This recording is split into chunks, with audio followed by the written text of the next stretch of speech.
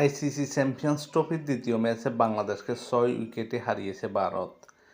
দুবাইয়ে স্লো উইকেটে 229 রান করতে ভারত বেশ ভুগেছে। আরেকটু চ্যালেঞ্জিং লক্ষ্য দিতে পারলে ফল ভিন্ন হতে পারত। তাছাড়া নাজমুল হাসান শান্তর দুটো রান আউট থ্রো লক্ষ্যভ্রষ্ট না হলে কিংবা জাকের আলীর লোকেশ রাহুলের ক্যাচটা ছেড়ে না দিলে ফলাফল অন্যরকম হতে পারত, জানালেন তৌহিদ হৃদয়।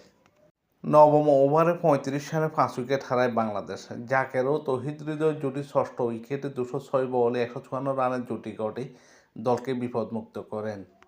এই জুটি ভাঙে জাকেরের 114 বলে 68 রান করে আউট হলে শেষ দিকে হৃদয় ক্যাম্পে পড়ে ভুগতে থাকে 86 রানে অপরাজিত থাকতে বা পায়ের ব্যথা অস্বস্তিতে পড়ে যান। শেষ পর্যন্ত সেঞ্চুরির দেখা পান তিনি।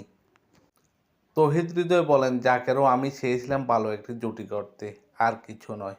আমাদের পরিষ্কার ধারণা ছিল টসে জিতলে আমরা কি করতে চাই, দলের পরিকল্পনা ছিল প্রথমে ব্যাট করব। আমরা দ্রুত কয়েকটি উইকেট হারাই, তারপর যেভাবে আমিও জাকের ব্যাট করেছি আমাদের একজন যদি আরও ভালো করতে পারতো তাহলে হয়তো স্কোর 260 থেকে 70 হতে পারতো, তাহলে বাংলাদেশ জিততে পারতো। বিশ্বাস হৃদয়ের। অবশ্য আমি মনে করি আমরা জিততেও পারতাম। এই স্কোর নিয়ে আমরা ভালো লড়াই করেছি, ভালো বল করেছি। আমরা শুরুতে কিছুটা বাউন্ডারি দিয়েছি, কিন্তু প্রথম থেকে কয়েকটি উইকেট নিতে পারলে দৃশ্যটা অন্যরকম হতে পারত। বাংলাদেশ প্রথমে ব্যাটিং করতে নেমে 49.4 ওভারেই 228 রান সংগ্রহ করে। বাংলাদেশের পক্ষে তৌহিদ হৃদয় 118 বল খেলে 100 রান করেন এবং জাকের আলী দ্বিতীয় সর্বোচ্চ 68 রান করেন 114 বল খেলে।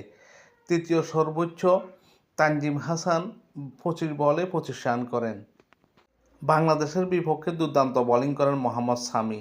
10 ওভার বোলিং করে 53 রান দিয়ে 5 উইকেট শিকার করেন এই pacer. Harshit Rana 7.4 over bowling করে 31 রান দিয়ে 3 উইকেট নেন। আকসার প্যাটেল 9 ওভার বোলিং করে 43 রান দিয়ে 2 উইকেট নেন। 229 রানের জয়ের লক্ষ্য তাড়া করতে নেমে ভারত প্রথমে সাবধানে শুরু করে। ভারতের হয়ে সর্বোচ্চ 101 রান করে অপরাজিত থাকেন শুভমান গিল 129 বলে। রোহিত শর্মা 36 বলে 41 রান করেন। লোকেশ রাহুল 47 বলে 41 রান করে অপরাজিত থাকেন। ভারতের বিপক্ষে বাংলাদেশের হয়ে বোলিং করেন রিশাদ হোসেন 10 ওভার 38 রান দিয়ে 2 উইকেট নেন। তাসকিন আহমেদ 9 ওভার বোলিং করে 36 রান দিয়ে 1 উইকেট নেন। মুস্তাফিজুর রহমান 9 ওভার বোলিং করে 62 রান দিয়ে 1 উইকেট নেন।